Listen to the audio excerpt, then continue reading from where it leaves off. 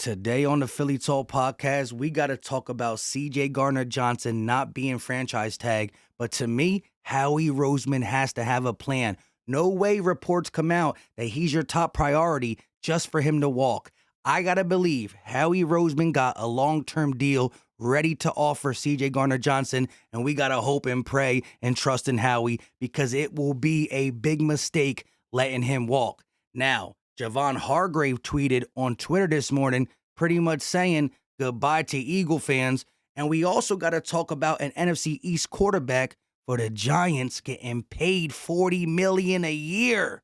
This is Philly Talk with Philly Mike. Talking sixes in the bird gang, that's I like. Competition, we ain't scared, yeah, that's what we like. Win or lose, you know we showing up and we gon' fight. You see we strive for the sky every day that go by. And every single week we screaming fly, Eagles fly. This is Philly Talk with Philly Mike, yeah. This is Philly Talk with Philly Mike, yeah. What is going on, everybody? I go by Philly Mike, and this is the Philly Talk podcast, and today we got a lot to get into, but before we do that, Eagle Nation, help your boy out. Hit that like button, subscribe if you are new, and ding the bell. Please join notification gang so you know when we drop videos or go live. Click the bell, the like, and make sure you're subscribed. Let's get into it. So I said on Twitter earlier today, sheesh, we're going to miss you, bro, because I would love to get Hargrave back. But his market value is $20 million. Give or take a little. 21 on a high, 19 on a low. We can't afford it. He tweeted this earlier today. 1 week away with the yikes emoji and the crying emoji. I don't think he wants to leave Philly. I believe he believes the Eagles have a chance to be back.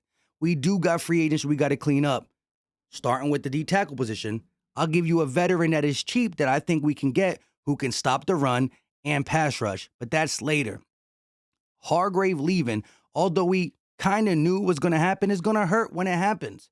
And him on the last day that anybody could be franchise tag pretty much knows, yeah, it's over for me. 1 week away from me going to my new team. He'll get the bag, but I think he loved playing with this D-line, and it's going to be different all across the D-line. But Hargrave knows the writing on the wall. And I wish him luck. I really do. Let's talk about this Daniel Jones deal before we get into the CJ Gardner-Johnson drama because I just want to be quick with it. Tom Pelissero said the Giants are signing quarterback Daniel Jones to a new 4-year, $160 million contract with $35 million in incentives per source. Jones, at 25 years old, would have been the youngest quarterback to ever get the franchise tag, which they now use on Saquon Barkley instead. So they use the franchise tag on Barkley.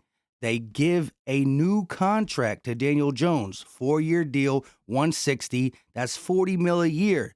But they note it as $35 million of that is going to be an incentive. So if he doesn't do certain things, it probably goes from $40 million a year down to like 32. Because if you take 35 off the 160, you divide that by 4, it's probably like 31 and a half, 32 mil a year.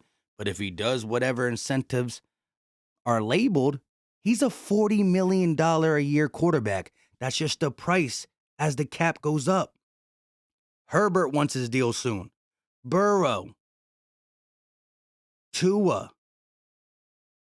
Lamar Jackson wants his deal, but he just got franchise tagged. The non-exclusive one. So he might be traded. Maybe Washington tries to get him. Maybe the Atlanta Falcons try to get him. Lamar could be heading to the NFC. We don't know. But I think this is, it's not going to break the bank, especially with the incentives involved. But look, Daniel Jones is getting paid off one playoff game, off beating the Minnesota Vikings defense. I still don't believe he's good. He had a couple good games on the stretch. He played a nice RPO system game against the Vikings, but other than that, he's still mid. So go ahead, Giants. You got yourself a mid quarterback for 4 years. I think the way this contract was written up was smart, but it's Daniel Jones. Don't kid yourself. He's not good. Let's talk about the Eagles not franchise tagging CJ Gardner-Johnson. Was it a mistake? Here's the thing. if you franchise tag him for 14 mil, 15 mil, I don't know what the exact number will be, but whatever it is. And I think somebody said it was 17 million to franchise tag him.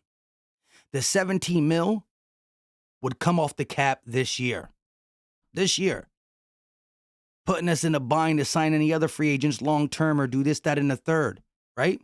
So I think we're not going to be able to pay him number one safety money, but I think Howie has a 5-year deal written up that's going to get him top 3, top 4, top 5 paid. I think there's nice signing bonus, nice guarantee piece to it.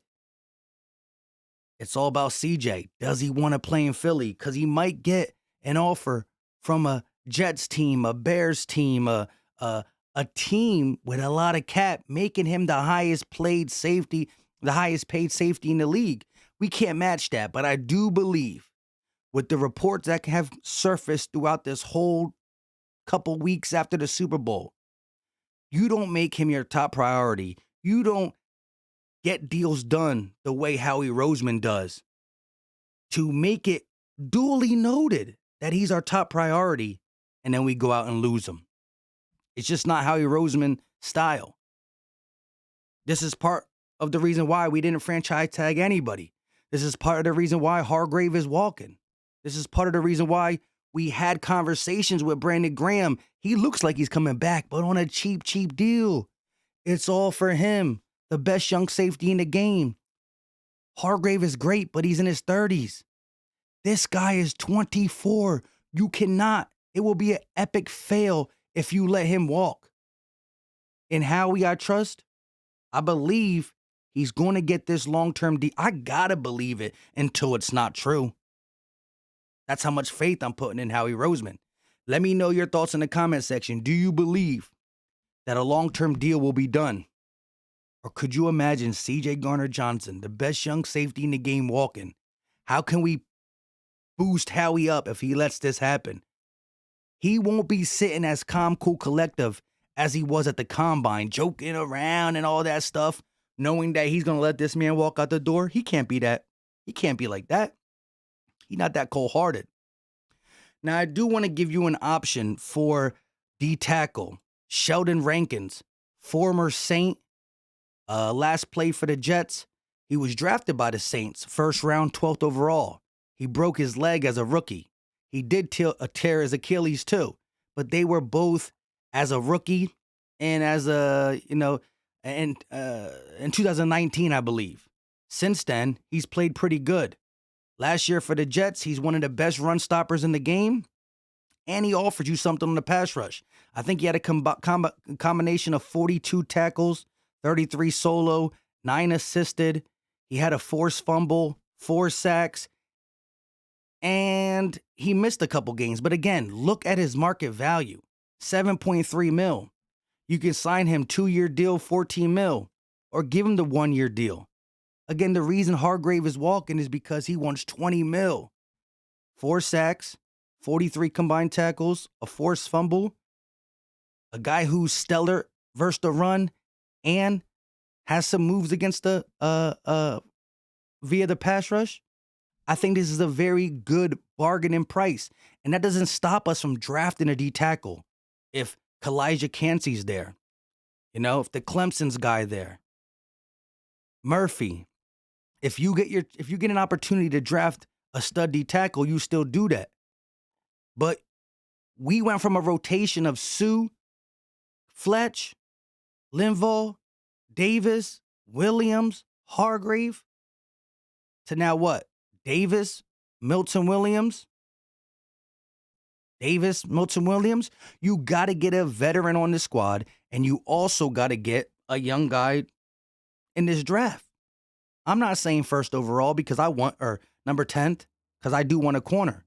But I think Sheldon Rankins, being 28 years old, 7 years in the league, 7.3 mil is his market value. Really good against the run. Got a little pass rush, 4 sacks. Think he played 13 games. Don't quote me. Hey, got to fill holes. And we are going to sign CJ Gardner-Johnson. If we don't, it's going to be an epic rant video coming soon as he leaves because we can't allow that to happen. I'm getting text messages out the galore. I forgot that I had an appointment at 5 o'clock. It's 4:50. I'm about to be extra late. No wonder I was skipping around for this video. Until next time, you know what time it is. I gots to go. We out. Peace.